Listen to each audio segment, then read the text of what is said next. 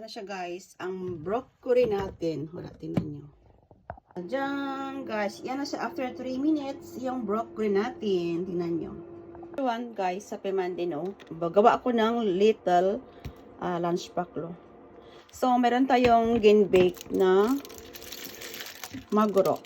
Maguro yan siya guys. Again, air fryer ko lang siya. Yan, luto na yan siya no. Gawa tayo ng little sandwich. So, gawa sana ako ng tartar sauce kaso wala na ako ng time. Ito lang gamitin ko yung ready-made na tartar sauce. Naglagay tayo ng isang pirasong maguro. Maguro fry yan siya guys. Yan ang kulay kasi umamit ako ng air fryer. Yan. Wala akong ibang nilagay dyan. Ito lang, gamitin ko yung broccoli sandwich natin. Bala na, basta itong gusto kong kainin. Tapos, malagay ulit tayo ng tartar sauce. Siyempre, hindi mawala ang paborito kong broccoli sprouts. All in broccoli daw, sabi nila. Sabi ko lang yan. So, ilan sa guys.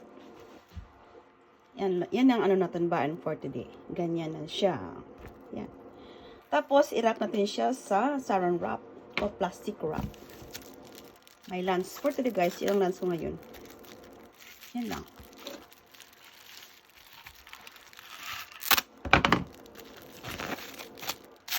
Oh, di may baon na tayo. Thanks for watching.